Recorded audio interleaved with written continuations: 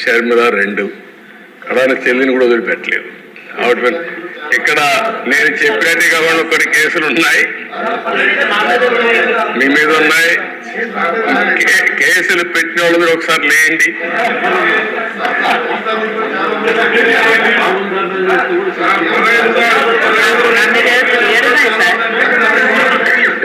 చూసారా దేశ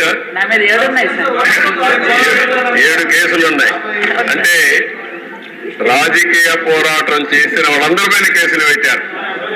అంటే ఇంకెప్పటికీ బయట రాకూడదు అనుకున్నారు, కానీ నేరుగా ప్రజలు ఆలోచించి అసెంబ్లీ పంపించారు దేశ అందరినీ. మెజారిటీ మీరు చూశారు. ఆనాటి పాలనలో మనందరూ బాధితులై అసెంబ్లీ నుండి అందరూ. Thank you.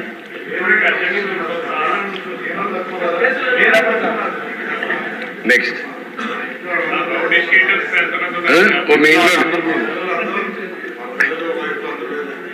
నారాయణ గారు చెప్పినట్టు ఇది నేను చెప్పింది వాళ్ళ పేర్లే ఎక్కువ టైం అవుతుంది చెప్పలేకపోయాను, కానీ ఇంట్లో ఉంటే మన పెళ్ళిళ్ళు పిలిచేవాళ్ళం కుటుంబ ఇప్పుడు కుటుంబ పరివారం అందరి పైన కేసులు పెట్టారు. సపరివారం అందరి మీద ఒకరిద్దరు కాకుండా అందరి పైన కేసులు. అంటే ఏ విధంగా హెరాస్ చేశారు. ఈ రాష్ట్రంలో ఎవ్వరు వ్యాపారాలు చేయడానికి వీలు లేదు, ఎవరు బయట రావడానికి వీలు లేదు, ఎవరు మాట్లాడడానికి వీలు లేదు. ఒకవేళ మీరు ఆస్తులుంటే ఆస్తుల్లో కూడా వాటా ఇవ్వమంటే ఇవ్వాల్సిందే. ఇలాంటి భయంకరమైన పరిస్థితులు. నారాయణ గారు అయితే కూతుర్లు పెట్టారు, వాళ్ళ మిస్సెస్ పేరు పెట్టారు, అందరినీ వదిలిపెట్టలేదు. లేని వాళ్ళు చాలా మంది తక్కువ ఉన్నారు. ఇక్కడ 20 కేసులు ఉన్నాయి. అల్లుణ్ణి, కూతుర్ని, భార్యని అందరినీ సిబిసిఐడి తీసుకొచ్చి ఎక్కడికక్కడ ఎంక్వైరీ మీద ఎంక్వైరీ ఎన్ని చేయాలని చేసే పరిస్థితికి వచ్చారు. ఇప్పుడే ఒక చంద్రమోహన్ రెడ్డి గారు చెప్తున్నారు, కేసులు లేని వాళ్ళు పుణ్యాత్ములు, వాళ్ళకు బోనస్ అది ఎవరున్నారు పైకి లేవు ఒకసారి చూపించడానికి. కేసులు లేని వాళ్ళు అదృష్టవంతుల వాళ్ళు. చూసారా దేశ కేసులు లేని వాళ్ళు వీళ్ళు మాత్రం మెజారిటీ బాధితులు. Okay, thank you.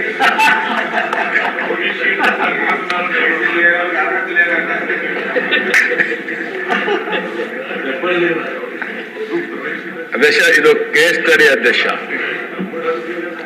అంగళ్ళు, ఇది తంబలపల్లి నియోజకవర్గం, పొంగునూరు 2. ఇది ఒక కేస్ స్టడీ.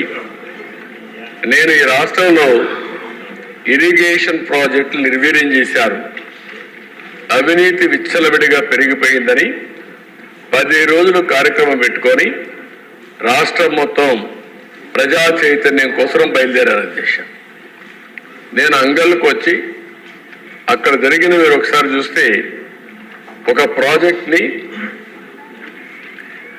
ఇప్పటికే అంద్రినేవా కాలువలు దవ్వుతున్నాం, ఇంకా పూర్తి కావాల్సింది.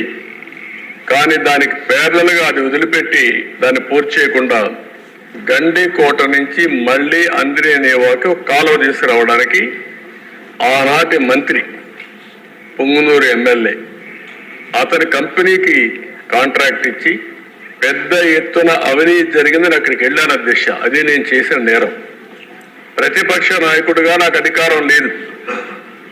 అదే ఆనాటి పాలకుల యొక్క పెత్తందారి వ్యవస్థలో నేను అక్కడికి వెళితే అంగళ్ళలో నేను వస్తా ఉంటే కర్రలు రాళ్లు పెట్టుకొని నన్ను అడ్డగించి నా మీద దాడి చేసి నా మీదనే కేసులు పెట్టారు. అధ్యక్ష, నా ఒక్కరి మీద కాదు అధ్యక్ష, అక్కడ 6 కేసులు మీరు ఒకసారి చూస్తే అంగళ్ళు సంఘటనలు 6, పొంగునూరు సంఘటనలు 7, మొత్తం రిజిస్టర్ చేసిన కేసుల్లో 286 మంది నిందితులు చూపించి అదర్స్ అనే పేరు పెట్టి 490 మంది అదనంగా కేసులు చేర్చారు. దిశ ఒక పెద్ద విచిత్రమైన పరిస్థితి. ఒక కేసు పెడతారు, 10 మంది ఎఫ్ఐఆర్ వేస్తారు, ఒక 5 మందిని వేస్తారు, అదర్స్ అంటారు. ఎవరు దొరికితే లేకుంటే ఎవరు రాజకీయ కార్యక్రమాలు చేస్తే వాళ్ళందరిని అరెస్ట్ చేసుకుంటూ పోతూ ఉంటారు. ఇంకా ఆ కేసుని అదే జరిగింది. ఇక్కడ మీరు చూస్తే మొత్తం ఎఫ్ఐఆర్లో మీరు చూసినప్పుడు ఒక నెంబర్, కొత్తగా చేసినట్టు నిందితులు ఇంకొక నెంబర్, అరెస్ట్ చేసింది ఒక పక్క, ముందస్తు బెయిల్. ఎంత టెర్రరైజ్ చేశారంటే ఆ 2 నియోజకవర్గాల్లో ఆ 2 సంఘటనల్లో దగ్గర 1000 మంది పైన 409 + 286